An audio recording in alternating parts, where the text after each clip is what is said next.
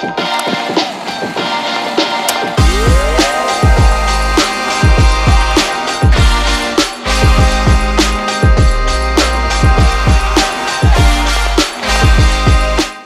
Jami Tikkanen. How are you? Yeah, I'm good, man. How are you? So it's such an honor and a pleasure to get to talk to you. I was mentioning earlier I had my list of people I wanted to talk to you, and you're at the very top. And I'm gonna thank Alberto from our staff here to make this happen. But I'm stoked, and also I am at home confined. You were running earlier, so I assume you're allowed to do that these days. Yeah, we get to go out once a day for exercise and essential shopping, and that's it. Is that the official rule? Is that really what Boris came up with? Yeah. So it's like one form of exercise once a day. That's it. Well, we could definitely use that. It's funny how things are going. But anyway, we're probably not going to talk about this because everyone's talking about this and it's getting pretty boring. And there was one thing I was very excited to start talking to you about because I learned that you actually, of course, you're not only one of the best coaches in the world, you're also part of the history of CrossFit as a sport. And I knew you as a coach, but I didn't know you actually competed in 2009. 2009, we're talking, the good old ranch. Well, actually, what happened, I didn't quite make it all the way. So I competed at the regionals, the first European regionals. So there was regionals back 2009? Yeah, it was kind of like, I think they called that. Yeah, I think they were called regionals before there were sanctions and regionals because there were not that many people. So it was still fine. It was the one not in Northern Ireland. There were 14 of us, and Mikko Salo was one of us. So everyone else participated, and he was competing basically. Yeah, and he finally made it, and then he won. Yeah, I mean it was really obvious from the first event. It was, to be honest, because he was Finnish like me, so we did the warm up together for the first event, and it was really obvious to me during the warm up that he's just going to. He was just so much better than anyone else. We didn't even have to do an event, and then. There was one event where he finished so far ahead of everyone else that he could go pick up his camera and take photos as souvenirs while everyone else was still going. I mean, it was crazy. How was it? I mean, was it, things are rather tight these days. Well, pretty much. But how was it back then? Not only competing, but, living the CrossFit Games life. Yeah, I mean, I think everything was. It was more relaxed up to 2009. Like 2009 was still probably more relaxed, especially it was the first time there was a competition in Europe, so everyone was new to it.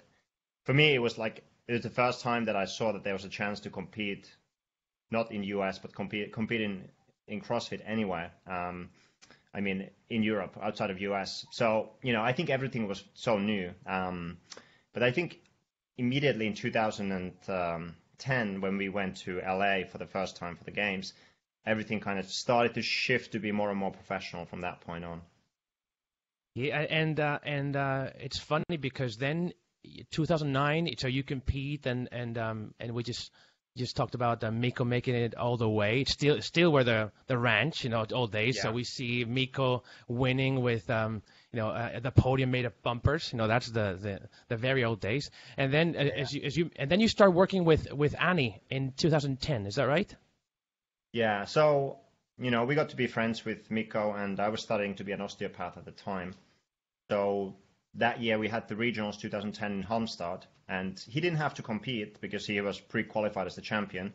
But because I was going to work with him as an osteopath at the games, so we wanted to make sure that everything was fine and we wouldn't make changes that would then impact his performance at the games. So Halmstad was kind of a bit of a test for us to work together, and then that's where I met Annie as well. So it was kind of like a chance, opportunity meets preparation kind of thing to get started working with Annie. Yeah, but it's interesting because you sort of life sometimes is like this. Things happen by chance, and you've had a very long, successful relationship with Annie.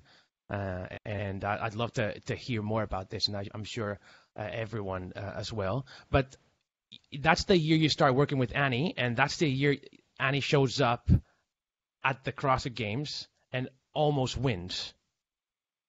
Yeah, so I mean, I saw her compete 2009, just watching on YouTube, watching the video streams, and it was obvious that she could be a contender, but she was just very raw as an athlete. She just didn't know CrossFit as a sport. She came from, gymnastics and pole vaulting and doing kind of boot camp style workouts. Um, so for me, when I saw her then compete in Halmstad, and I was like, well, you could win the games, but you're gonna need some help. That was basically pretty much how I introduced myself to her, and I said, I think I could help her. So, she was second, and it was a big victory. But then at the same time, it was like because of the potential that she had, it almost felt like we need to go, one step further. Like we need to push her at the top of the podium. It was really obvious even from the beginning.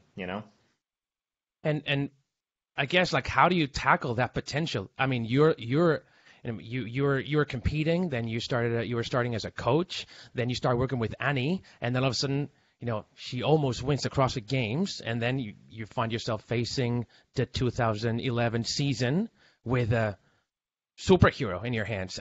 How do you tackle that challenge? Yeah, I mean, I think that every year has been the same in the sense that I had to grow. Like if I wasn't going to grow as a coach, there would be nothing that I could offer to her. And that was really fortunate for me early on in my coaching career in CrossFit that I got the chance to work with an athlete of her level. And also, by her nature, she questions things. She wants to know why she's doing what she's doing. She's very good at following the programming, but she needs to understand it.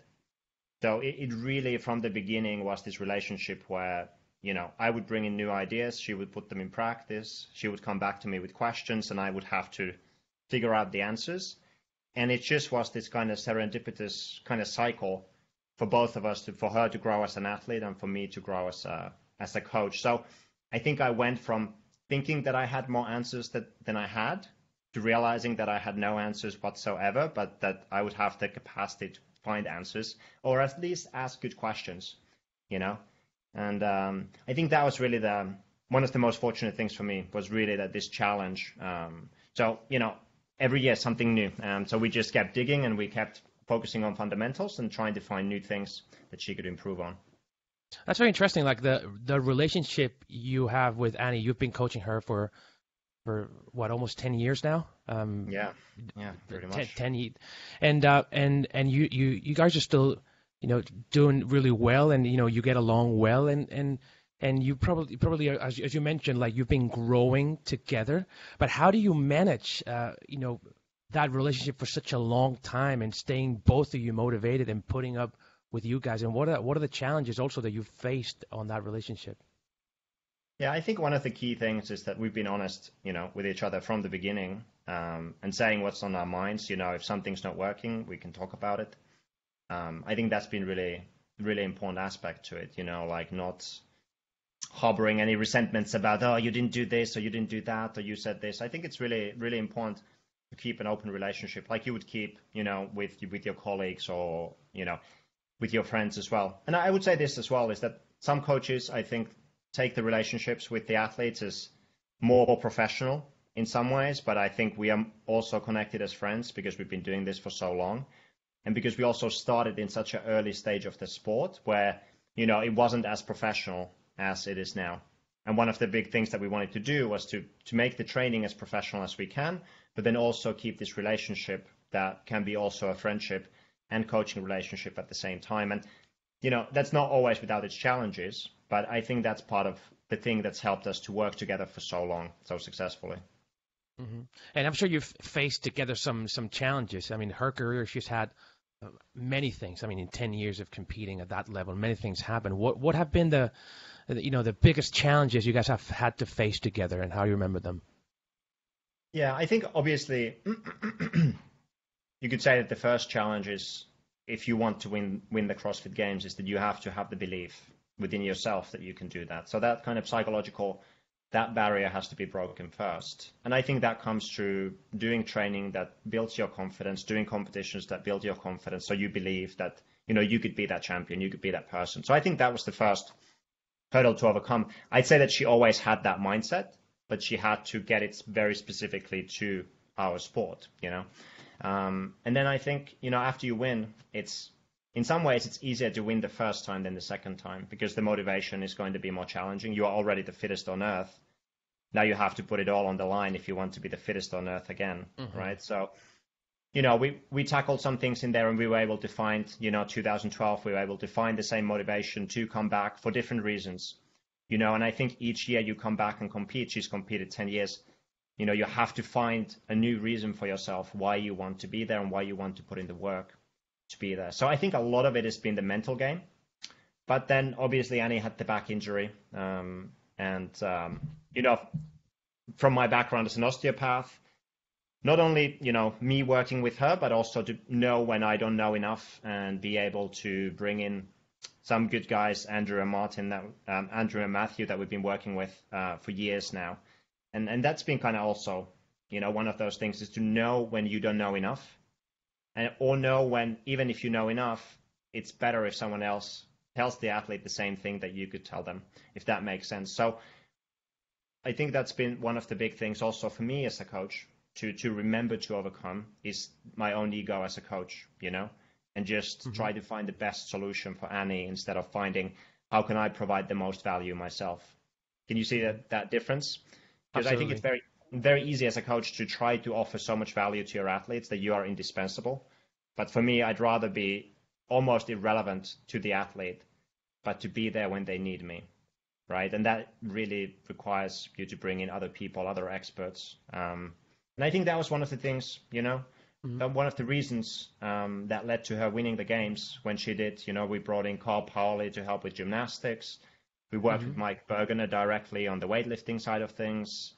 This kind of team effort. I think that's always been one of the key things to solve the problems that we've been facing. Yeah, teamwork. And obviously, you guys, you started on your own as an osteopath, and you've also welcomed, that change and bringing new people, and you've been humble enough to just accept what you said. No, how are you working these days? Do you work with a team? Obviously, you're running not only your own box, CrossFit Thames, but you also run one of the most successful online coaching programs, the Training Plan. What kind of team you have these days? Yeah, so the Thames is kind of, I'm still involved with the business, but it's kind of its own entity now. I'm not too much involved with the Thames. But for the Training Plan, it started as me. Then we expanded. Let's say that Annie was a project for us, and then I brought in Mike Bergener and Karl Pauli. But, these were kind of like special relationships that we had to work with Annie. But then the coaching team started to grow. Ramon Gizin from CrossFit Basel, he was the first coach to start working with me. Darren Ellis, he's all the way back in New Zealand, one of the first affiliate owners. Amazing. So they were the first two guys in the team. We worked with Chad Vaughan for a while in weightlifting side of things. We brought in Ben Wood for gymnastics from Australia.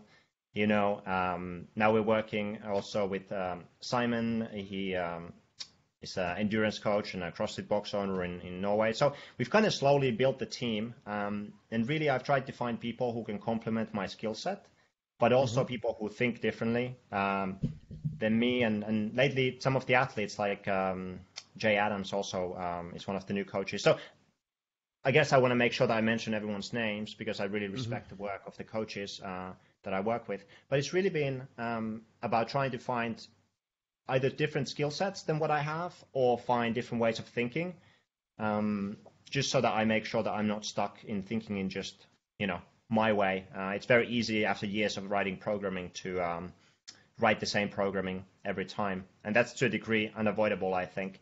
But at least get some fresh ideas and fresh eyes looking at it and challenge it. I think that's really, really important.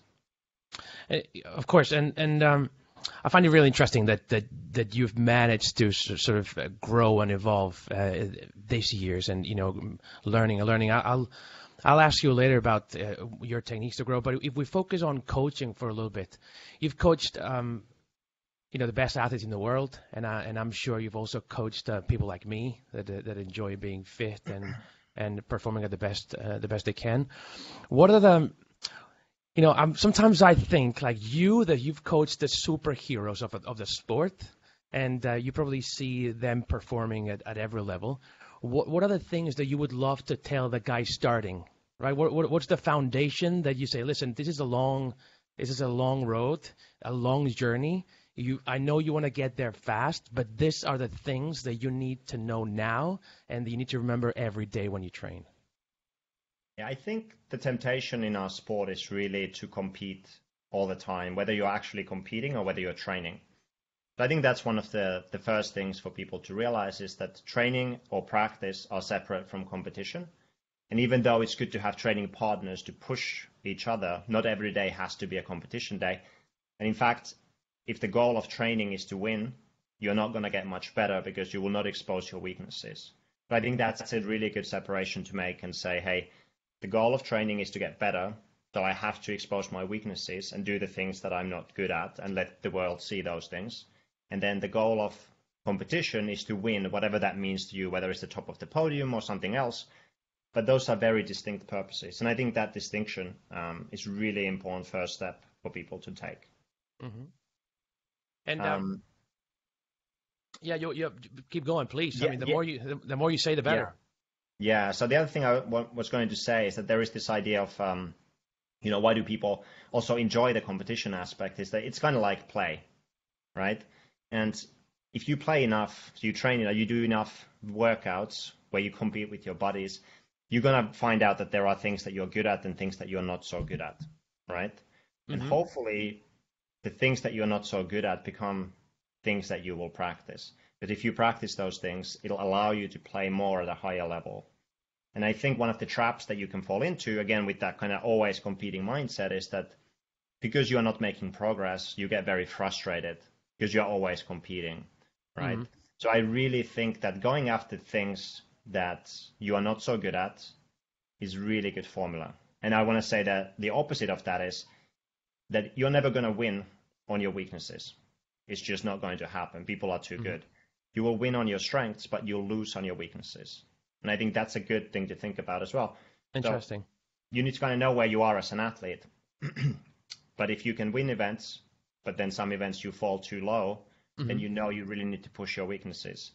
But if you never win any events, whether that's being top 5, being the first, being top 10, whatever your level is, then you should really spend some time developing your strengths so that you have something that gives you those moments of success. Because I think it's very important early on in the sport to get some success.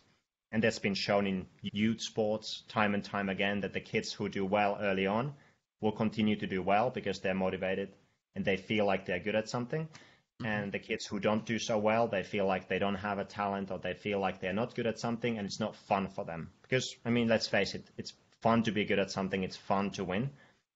So that's the kind of the other side of this. Yes, you need to work on your weaknesses, but without any strengths, you're not going to have the success that you want. Mm-hmm. So there is this balance to play, and it's really comes to having some self-awareness about where you are as an athlete and what the best next step for you would be. Do you think some great athletes made early mistakes that they still are working with? If you could, for example, I don't know if Annie has any weaknesses, or I'm sure she does, but something that if you could talk to the younger Annie, you would said, work on this and you'll be better when you're a bit older. Yeah, I think, everyone is going to have those weaknesses at different levels. It's just relative to your capacity. For Annie, I mean, I think it's been obvious for anyone who's followed her career that there's been, the muscle up. Early on, the ring muscle up was somewhat of a nemesis for her, and we've had to really approach it from a lot of different perspectives to get it to where it is today. And I think that's something that, if I could go back now, there's kind of like a funny story from the 2010 games when we had Amanda as the first event. Yeah. And we've been working on Annie's muscle ups, and they had got lots better than what they were. And then she was warming up, and it was obvious to me that somewhere around, let's say, the rep number 4, that the technique started to go. And I was like, hey, when you go out there, just make sure you don't go unbroken on that first set. Just break it here, do it in 2 sets, and you're going to catch them up afterwards. Mm-hmm. She was like, yes, coach. And then she went out and did the first set unbroken. And I was like, no way. Dear. And, she had a couple, and then she blew up a little bit on that workout. And she had a couple of those experiences with the muscle ups that made it a challenging movement for her. So, to her or to any athlete, what I would say is that if you have those negative experiences that are reinforced by the pressure of being on the public arena, doing a movement and failing, or having some kind of a failure, I think the best thing is to just get back on the horse straight away. Don't let yourself build that story in your head about what that movement means to you now or what your potential in that movement is. I think those stories are really dangerous, and the earlier you tackle them, the better off you will be, regardless of what that is. So that's the main thing that I would tell her now. And I mean, of course, like as a coach, do you help athletes a lot during competition? Of course, like you program everything they do. I'm sure you have like tons of tools to track their performance on a daily basis. But when it comes to competing, is it just like, guys, you do your best, or is it just all about like before workouts, event strategy, and after event analysis? How do you guys work? Well, I think if we start with the easier part, so the after event analysis should happen after competition, or if there's something that went mentally wrong, let's say that there was some kind of a thing that I feel like we could change now, then we have to address it. But otherwise, it's like, okay, let's say an event didn't go well. It's like, how long do you need to get over this? The athlete will say, 5 minutes. Like, great, I'll come and find you in 5 minutes. Give them room, let them process it, but then it's time to move forward. And then the analysis happens after the competition, right? If there's something that we need to change based on that performance, then it's like, okay, we need to change this for next one. Okay. The before, it kind of depends a little bit, and that has evolved. What I would do now, it's really kind of reading. Because if I work with someone like Björgvin or Annie, they know exactly what to do, but I need to know when I need to tell them what to do and when I need to just let them do it, right? So there is a balance. It's kind of like always playing the psychology of where the headspace is, what would be the best thing for them. So there's not like this is right or this is wrong. It's like you just kind of have to read the room, so to speak.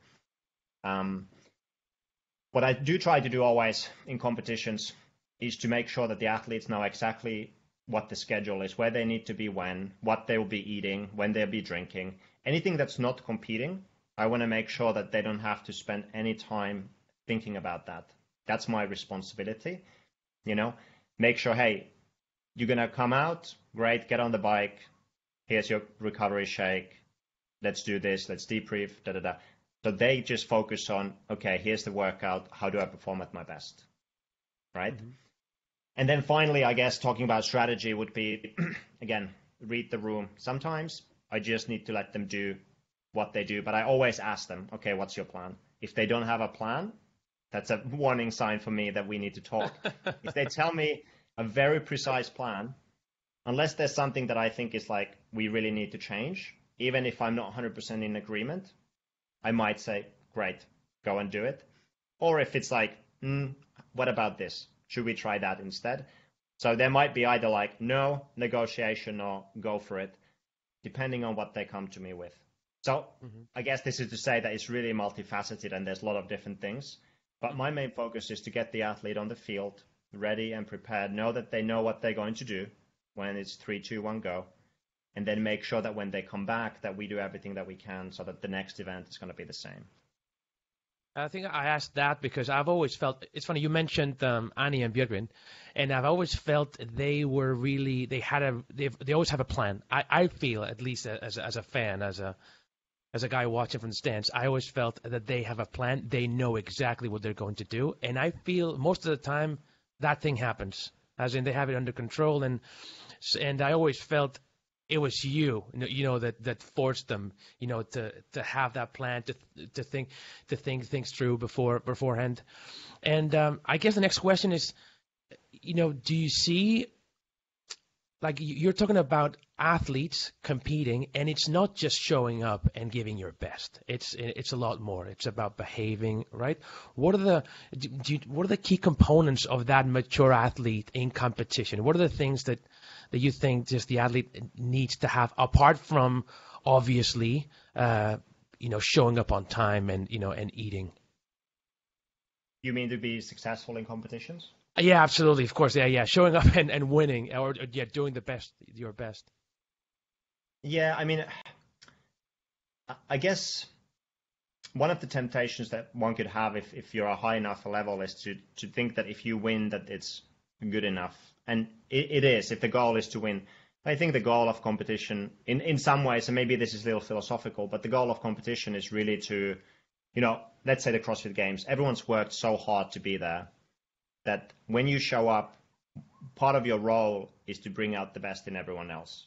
And they will do the same. And then that creates this magical kind of environment that everyone gets to enjoy, both the athletes, but also the fans, right? That's kind of like we are looking at what's human potential, right? And we want to bring that out in the sport. So I think that's really important. It's always to expect you to do, expect your best. And it doesn't always mean that you win. And a lot of times when you go to high-level competitions, you really need to be strategic about which events you go all in and which events you need to know how to kind of cut your losses and what is a good enough performance so that you can take into account the whole weekend. So I think the athletes really, they need to be able to go beyond themselves in a competition to really perform at their best. Although that being said, it's a well-known fact that a lot of high-level athletes hate to lose, and that really drives them. So I think you need to have that competitive mindset. You need to, hate losing. Maybe you even hate losing more than you like winning. But then I think that there is this level beyond that where it's like you really push yourself because you want to see like, hey, what have you got? You put Björgvin and Matt Fraser next to each other, and it's like, what did you bring today? And really trying to dig into that. So that can be a really powerful mindset, for example, for an athlete to have in a competition. I guess the reason why I was asking is I've just realized I asked from a perspective of almost as an amateur, right? As someone that enjoys training and enjoys the sport, enjoys the friends. So every time I ask, I'm asking from that perspective. So I guess what I was trying to ask it was, how the best do it, What do you think? What do you think, like us amateur competitors, like those of us that, because now the sport is almost there's a competition every week, right? Of course, I know the things that make the difference at the very top, right? But I guess what is it that also makes the difference at our level, at the bottom? It's like, guys, these are these are the two things you need to know. It's like it's almost like don't warm up or as much as you do, or warm up more, or make sure you get some proper sleep. I don't know, maybe at more of a ground level. Yeah, sure. So I mean, the obvious one is really you want to master the logistics, and the obvious way to do it is the same way as surgeons or pilots do it, is to have a checklist for yourself, like know what you need to pack before you go out. Because I think one of the big mistakes that people do is that, they're stressed in the morning and they pack their stuff, they go to the venue and they forgot their lifting shoes or their belt or their rope or the second t-shirt or whatever it is. And those little things, they can add up a lot of stress very easily. They didn't think about fueling. So I think you can have the day before checklist, I need to buy food, I need to pack, I need to check what the events are, be in the briefing, all these things. Have a checklist for yourself. And then have a checklist for the morning.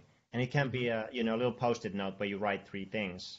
But not doing that, it's like you would expect almost that once you get to a certain level, you don't need that anymore. But no, we still use it at the CrossFit Games. I have checklist on checklists, because I forget things after 10 years. So if you're just starting out or you're not at that level yet, you will not remember everything. So just write it down, take notes. I think that's a really good thing. And then make sure you have a plan. How you're going to fuel yourself, how you're going to warm up, how you're going to attack the workout. It's very, very easy to kind of show up and just you forgot your food and now it's the warm-up time. You're a little hungry and you're just looking around what other people are doing. And you kind of start to copy what other people are doing because you don't know what you're supposed to do to warm up. And you either don't warm up enough or you warm up way too much or it's just inappropriate for you. Or if nothing else, then mentally you're just following the herd, so to speak. And that doesn't put you in a good mindset to win the event or to push yourself really hard. So I think make sure you have a plan in place for what you're going to do before the warm-up, the event, and after the event. And then if you have long period in between, like those are the main things I think that people should be thinking about. And, you're going to make mistakes and your first plan is going to be a pretty crappy one probably. But if you execute on that and then you reflect on it on Monday after competition, you can make it better the next time. I think that's also really important to go in with realistic expectation for yourself, not only for the performance, but more importantly, the process, because the process that's going to get you better. It ultimately doesn't matter so much how well you do in your first competition, but it's a great opportunity to learn how to compete, right? So use that as an opportunity to learn how to compete as much as you use it as an opportunity to actually compete. I think those are really important things. Warm up, fueling, and having a plan for the workout. Oftentimes people just don't have it, and that makes a big difference. And going back to just to training every day, of course, like there's competitions pretty much every weekend and sanctions, like the season's super crowded. But how do you set goals for yourself and for training? Of course, I'm asking like you because I'm sure you set goals for each one of your athletes, and you're super good at setting goals. But do you have any tricks, any system that helps you and that could help everyone else, set goals for themselves? Yeah, I think first of all, I try not to set any goals for my athletes. I let them set the goals, and I figure out how they can get there, right? And I think that's really important, is that the goals don't come from someone else. They come from you. And a lot of times the goals that come from outside are the shoulds. I should pursue X, Y, Z. And that's the external pressure telling you that you should pursue those. You will be moderately motivated to follow those goals. And if you really want to pursue something at 100%, I think that motivation has to be internal. So you need to start by thinking about, what do I want? That's the first step, not what I should be doing. Very interesting. Right? So I would start with that. I think a good way to think about this overall, there's obviously a lot of different ways that you can set goals, and we could go very specific, but I think that the good general approach is to set yourself a vision, have an idea of, where do you want to be? And that might be 3 years, 5 years. You have some kind of a long-term vision for yourself and what you'd like to accomplish, right? And that maybe is more about who you want to become, or it might be about a lofty goal that you have to get to the CrossFit Games or something like that. Then you need to break it down.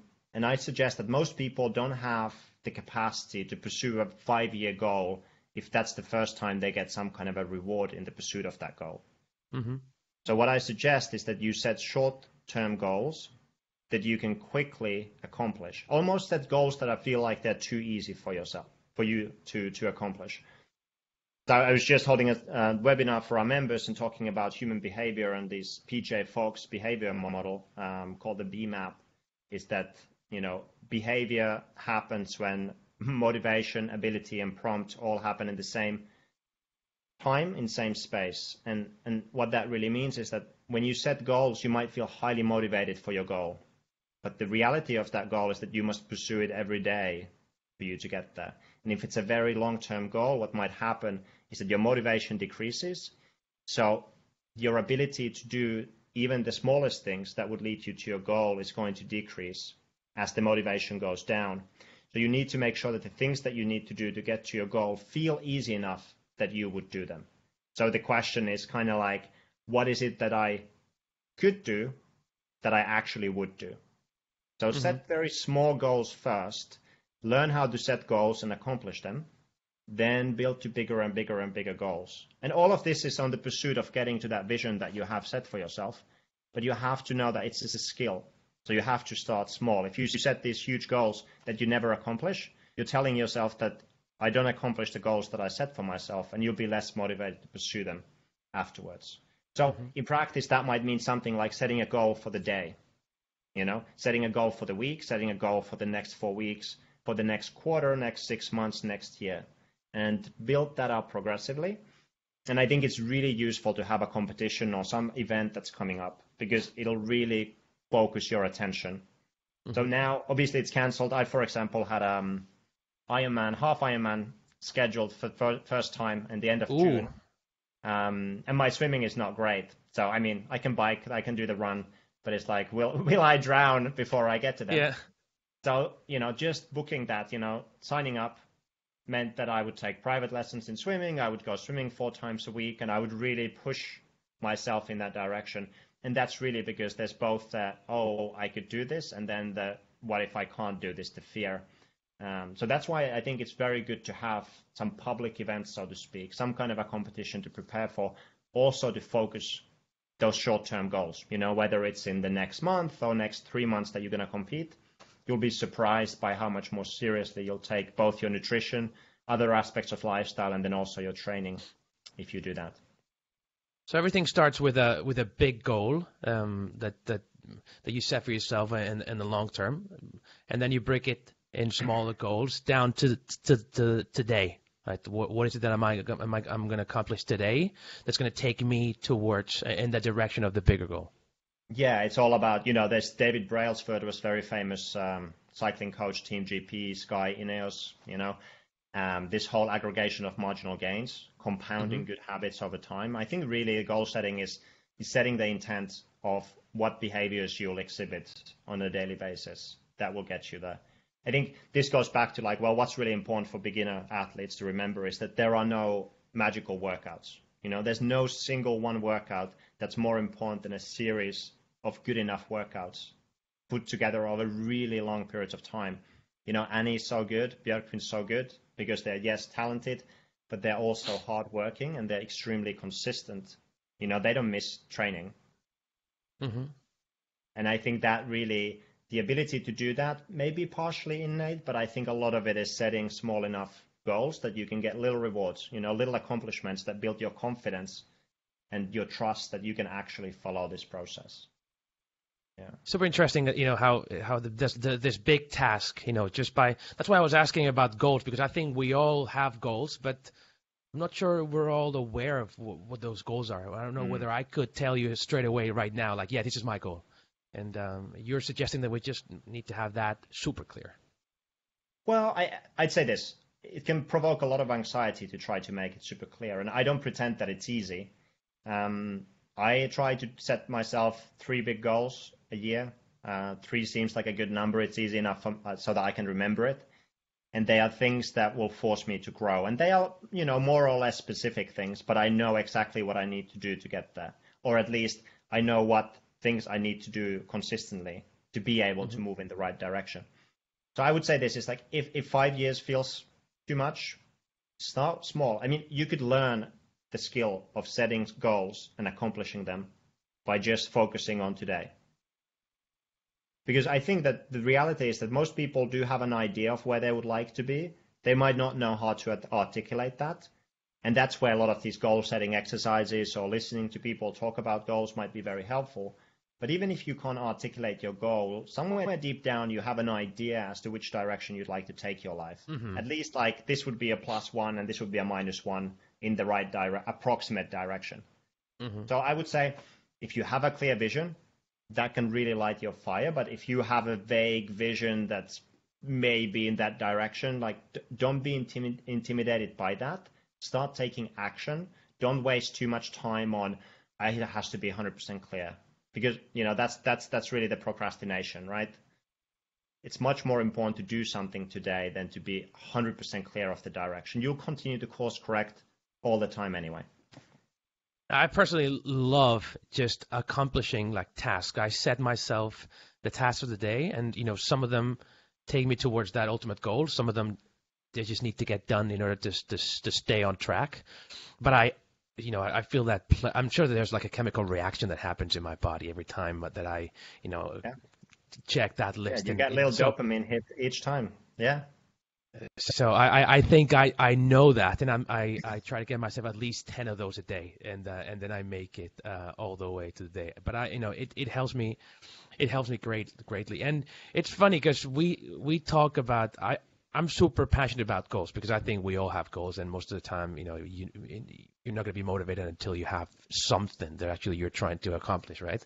And that's when I feel the training and fitness connects to life. And I don't know if you feel the same, but the explosion of training, of fitness, of CrossFit, I feel it's very much triggered by that connection that people really feel now I'm fit, and now I understand what fitness means. I can apply that to life, right? And And how have you lived the explosion of fitness and how people care? I mean, business wise, and you as a professional, how have you felt that? And what do you think about the whole thing? Well, I mean, I would say that I think that this, whatever the sport is that the athlete is pursuing, that I'm, helping them to pursue that, that's just the context for them to grow as a human being. It's just the excuse to grow as a human being. But we all have different reasons or excuses, whatever we want to call them, to grow as human beings. Ultimately, that's what we do, right? Mm-hmm. So I 100% agree with you that I think that one part of the success of sports like CrossFit is really that people feel that they accomplish things, they change themselves relatively quickly, and there is the competitive environment. There's different things that make them pursue goals, right? It's like all of a sudden you're in a community that really respects if you can do a muscle up or you can do a snatch, etc. And these are things that people can accomplish. So I think it creates this a really positive environment potentially for pursuing and reaching goals. And I think that's in some ways is much more important than anything else around that. It is the culture that it brings to people. When I started the training plan, I started it initially because I had so many people reaching out to me that wanted me to program for them. And I was like, for me, that coaching relationship has always been kind of sacred. I had a judo coach that I thank for this lesson that he gave me. Essentially, well, I call him coach. He never coached me, but we worked together for over 10 years.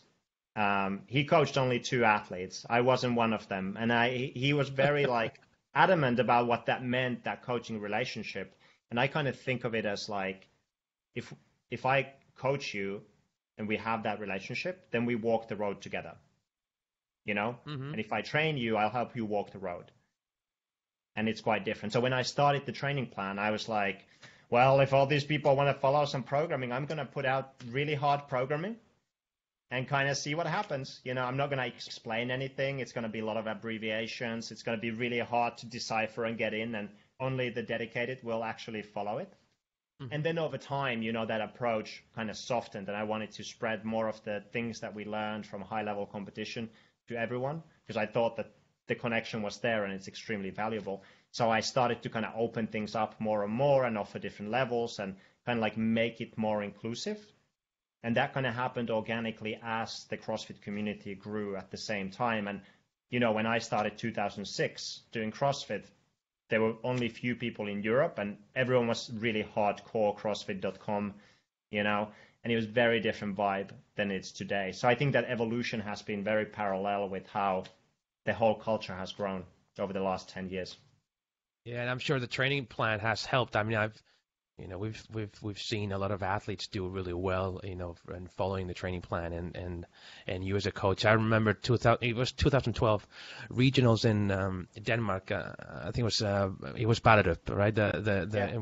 I was with yeah. That was such a nice place, and I remember just going backstage with Mark, my partner. He was competing at the time, and you were already. Like a superstar coach. We had Annie and Frederick, and everybody knew them, but also everybody knew you. So I think that you also pioneered, at least in my eyes. Of course, I don't know everything, but the idea of having like a great coach that can help you achieve your goals in your career, and then with the training plan, you went worldwide. How are you managing to keep that? Athlete-coach relationship, having, so many athletes you coach and, them being everywhere in the world? Yeah, I mean, like I said, that coaching relationship is still very sacred to me. So I consider that I coach very few people at that kind of very personal level. And then it kind of trickles down from there to different levels of both time commitment, but also more so maybe the emotional commitment to the whole process as human beings. So we have a great team. We also have Frankie and Jim in the kind of the back office helping people, answering questions. We try to make sure that, athletes know that we do care about how they do. And that definitely takes a team when we have so many athletes. But and I try to be in touch with as many people as I can, especially right now. I think that the important thing that people need to know is that what they're doing really matters despite the circumstances. And I think sometimes it's very helpful to just, to ask how they're doing and ask what are the challenges and the problems that they're facing. So, I think it's both a team effort, but then also just trying to reach out to people and really show that, look, you might not be Annie or Björgvin, but actually your training matters. It's really important because it's important to you, and we are all these nodes in the network, right? So if you are a healthier, happier human being, you're going to be more productive, and that's going to bring value to everyone around you. So yeah, I think that's really that idea. I think is very important. Is that no matter what your level is, that what you're doing and the hard work that you're putting in is still very significant. That's probably one of the great things that the sport has brought, right? Like you can really just live an athlete life, and that's going to bring value to you. Even if you don't compete, it's like if you do what an athlete does, you're going to be more productive, more happy. Your relationships are going to be better. You just, it's a good way to go. Yeah, and I think that one of the really positive things that comes from this is that those actions that you take will mold your identity, and people shift their identity from, where they are to, hey, I can be an athlete, or I can be an athletic person, or I can be fit, or I can be healthy. And I think that shift comes both from community and it comes from what people are doing, the effort that they're putting in. I think that's really that's the real special part of this. Cool. There's also one thing when I think of Jami Tikkanen, I think of someone that is constantly growing as a professional. I see someone that's learning every single day, and someone that is just better today than he was 10 years ago. What do you do? I mean, what keeps you hungry, to try and learn every day, but what is it that you do to learn every day? Yeah, I mean, I am to a degree obsessed with learning. I think for me, it's always I can get very obsessed with a topic, and that can be quite useful because then I can really try to dig deep into it. I always try to find. Yeah, sorry. Bring it on. We'd love to hear it. Yeah, I mean, I think that the strategy is to find something that interests you. I think this is the most important thing that I do. Is I try to find things that interest me and matter to me right now. And oftentimes I find things where either it's because I'm trying to solve a problem for an athlete and I've stumbled onto something in my search for a solution that I find interesting. And then, I'm an overbuyer, so I will invest, if I find the last 5 years or so, I've been studying neurology of movement, understanding how your vision, your balance, proprioception, all these different things feed into you being a better athlete or healthier human being. And, if I find a good system, like I found a system called Z Health, I'm going to take every course. I will study everything that's available.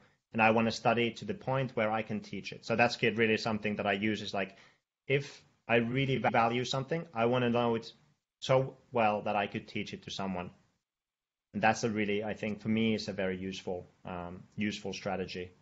Mm-hmm. I can say as a very specific tactic that I think that anyone can do this, but you will have to build up to it, is that if you want to listen to books, like I go for runs, so I go outside for a walk, I listen to Audible, or I listen to podcasts or books, but it doesn't matter which one I listen to.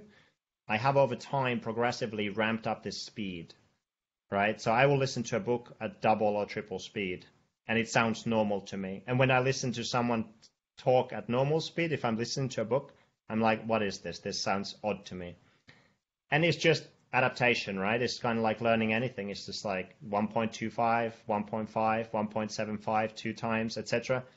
You can build it up very fast. It's a skill, right? Your ability to perceive the sounds and make sense of it. I think that's a very useful hack that I think anyone can do with a little bit of effort. It might be uncomfortable, but all of a sudden, you can listen to a full book in half the time. And that really brings up some new possibilities for you. So that's a little tactic that I've learned to use and have used for the last 8 years or so. And it's really allowed me to read much more. Super interesting. I mean, very interesting. And something I'm thinking, when you listen to books, I also use audiobooks. It's what helps me the most. I think it's a matter of focusing, right? I mean, sometimes like listening keeps me more focused and allows me to actually go deeper into things because you almost like your mind is just creating as it's at the same time as it's listening. Are you when you listen to books, are you focused on what the books are saying, or are you doing other things, or it's just like when you're listening, you're just listening? I think I have like 3 different things that I do. So one is that I go for a walk. 2 other one is I go for a run. So both of them are activities where I'm able to pay attention to the book. And if there is something that's interesting to me, I will stop. I'll take a note or I bookmark that part. And oftentimes it's because I might listen to multiple books at the same time. Not actually same time, but simultaneously. I could imagine you doing that. Yeah, like, oh my God. No, but so there's this kind of like trying to focus on a topic and listen to 3 different books about it over a short period of time gives you a better perspective than just listening to one. So I might have an idea because I listen to something, I'll stop whether I'm running or walking, I'll take a note on my phone, and I'll continue. So those 2 are my favorites, and then the third one is just doing something at home that I know needs to get done, but that I don't need to focus on, whether it's dishes or cleaning or tidying, being organized. That's a great time also to put something on and just you can focus on the message, but you're getting other things done. And I think oftentimes all these activities are kind of default mode network brain activities where there's a lot of serendipity and there's a lot of ideas and drawing connections because you are not intensely focused on the actual physical activity, but it gives you still this space where you are not worrying about, what's going on in the world or specific issues in your life.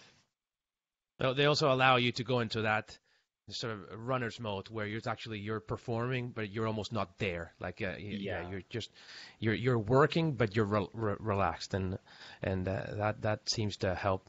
And and what are you listening these days? I mean, what is it that where do you find most value and more fun? Yeah, so it's kind of it depends. So it's a little bit topical. At the moment, was just working on some behavior change habit stuff with our members. So I've been listening to a lot of books around that. PJ Fogg, I mentioned his name with the BMAP model. He's got a great book called Tiny Habits. There is James Clear's Atomic Habits. And then there was the Charles Duhigg's The Power of Habit. That was some recent, those 3 books were a good example of looking at the same thing from 3 different or similar, but still from 3 different sources, looking at a single topic. A lot of the technical reading is about neuroscience at the moment for me, because that's kind of my field that I'm specializing in.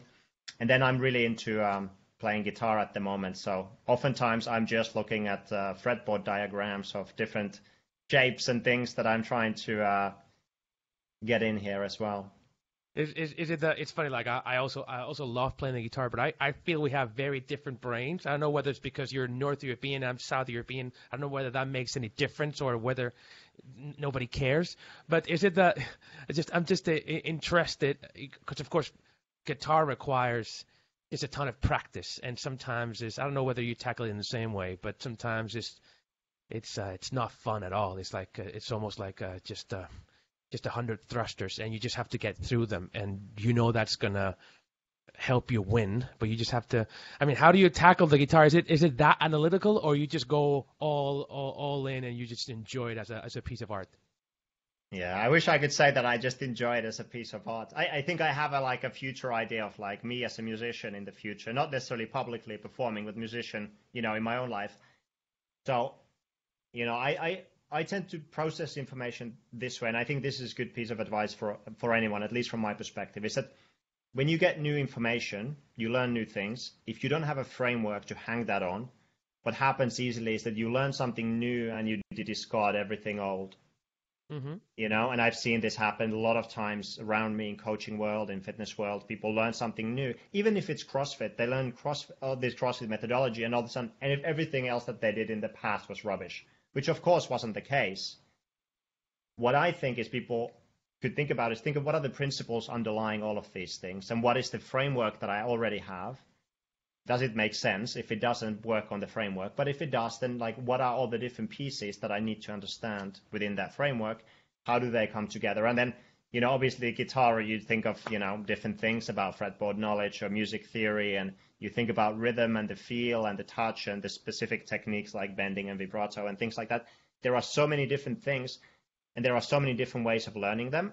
It's easy to think that they're contradictory, but I try to see it's like, okay, what are the other pieces? And kind of like I said before, where am I winning? Where am I losing? Like, what do I need to work on? So yeah, super analytical, super structured, super systematic about it, always looking for the best. Or I'd say I try to find a good enough a solution, because the best one probably doesn't exist. But I really try to hone in on the best possible solution for me right now.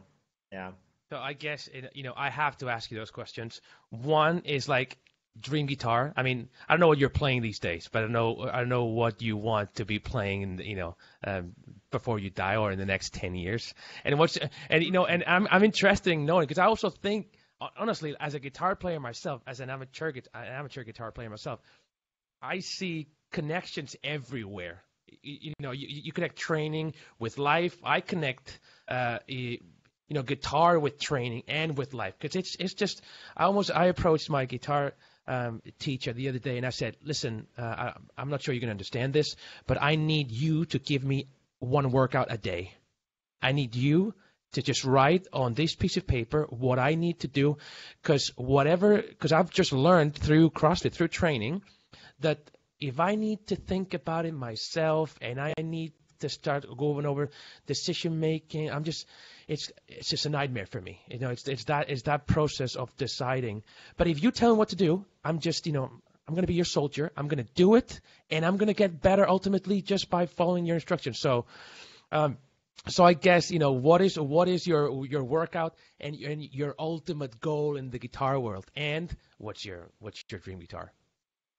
Yeah, I mean, I'm the same. I think that if you do something for long enough, everything becomes about that. And what I mean is that if you coach long enough, like let's say I'm going to take a little sidetrack, like some of the best books that I've read about programming training for human beings have been books about programming software, about software development. There's a great book called The Pragmatic Programmer.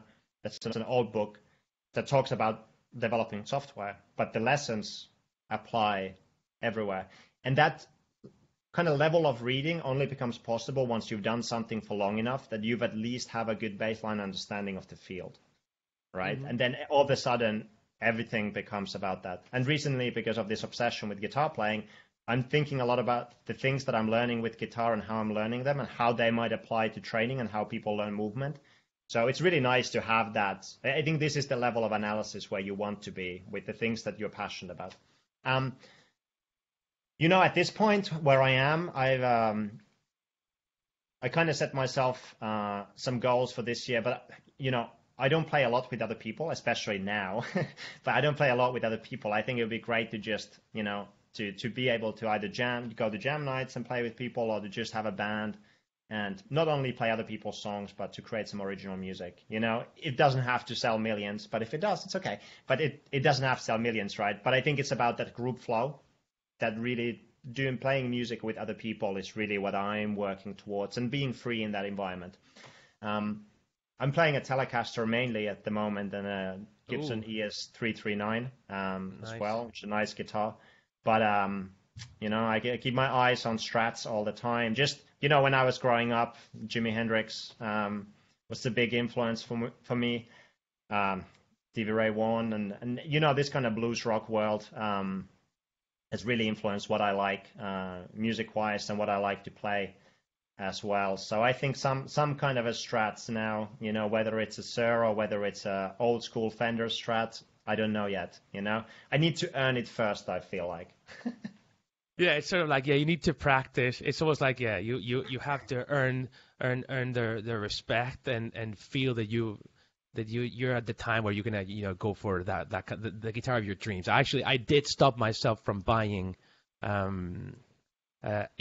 bought the guitar of my dreams, the acoustic guitar. I got a Gibson J45 standard, and that was the I've been dreaming for the guitar for like years and years, and I used to go to that shop, and I actually went here in town. I went to the shop, and I used to go in the room, and there were the just 1,000 guitars hanging, and then all of a sudden I see the Gibson J45. I see it. I go there, and the guy comes to me like, hey, are you here to try some guitars? And I said yes, but I never asked for that one because I thought I wasn't worth it. I needed to earn the right to play it.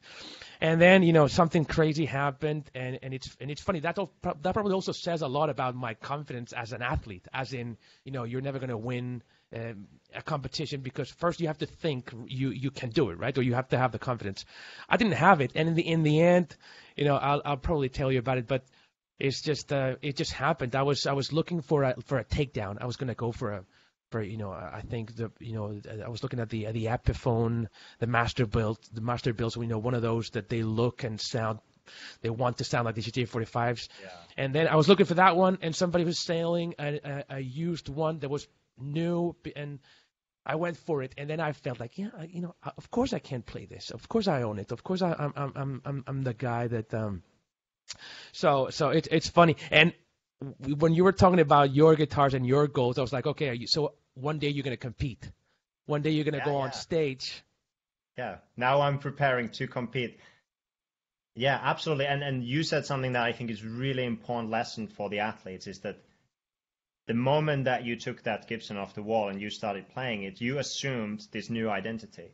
And this is one of the things that was a bit of a shame when the regionals disappeared, because it was a great stepping stone for people to go from, oh, I compete in this thing, or I participate in competitions, to I am a regionals athlete.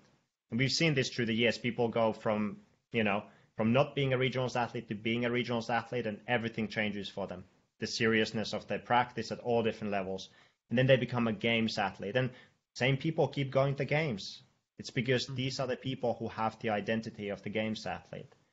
And the best way to get that identity is to do the thing anyway, even if you don't feel like you're there yet, And the worst thing that could happen is that you fail and you learn and you try again. So I think that's a really good, actually, a good lesson in that guitar, both for you as an athlete, but for anyone as an athlete, is just, go for that first competition, even if you don't feel like you're quite ready. And you become a competitor, like just by competing, not by saying. Very, very interesting. And I'm not gonna, steal much more time from you. But there was one thing that I was thinking just now, like you as a coach. Obviously, you're coaching Annie. Annie's pregnant now, and not only probably confined as well. Does that change things? Do you guys have a strategy, a plan? Was this agreed in a way? Does a super athlete think, okay, I'm just going to take this year and then I'm going to go back to training and win the games? Yeah, we are planning for the 2040 CrossFit Games. This was all no, it wasn't necessarily planned. I kind of knew that this was something that was on the cards for them potentially. So when it happened, that again, with the relationship that we have, Annie told me pretty early on, because obviously it will have an impact on what her training is and what the goals are for this year, what matters now. Getting to a healthy pregnancy is the goal number one. Any competitive goal has to be beyond that, And I think we've been able to do a pretty good job at continuing to train and to do the things that we can do now. And I think that's also an important thing to understand, that there are things that you can do now and things that you cannot do now. And if you focus on the stuff you cannot do, whether it's due to an injury or something else, you're going to be miserable and you're not going to make progress. Or you can say, hey, we can really spend a lot of time working on these things. So let's, double down on that. And that's kind of what we've been doing, is just focusing on the stuff that she can do. And she lets me know if she can't do anything. It's like there's something that I can't do this movement anymore. It's like, okay, no problem. We'll just don't do it. So there's not a lot of pressure or rush to be somewhere. I know she's training, hard enough right now. And I know that she's making progress in the areas where she can make progress right now. So, I try to be quite relaxed about it as a coach, because I know that there is still time on the other side if she chooses to compete again. Awesome. Listen, Jami, it's been an absolute pleasure talking to you, and I hope we can do this some other time, because there's a lot more of guitar playing to do even. Yeah, Awesome. absolutely. You're gonna have to bring out the Gibson, and we'll just wait for me to get the new Strat, and Well, we can jam. I guess I'm now gonna put one of my goals on that list will be like playing, jamming with Jami. That would be one of my goals. I think I probably have to work harder for that than you do, based on what I'm reading. We'll see. Thank you so much, and you take care of yourself. Yeah, absolutely. Thank you.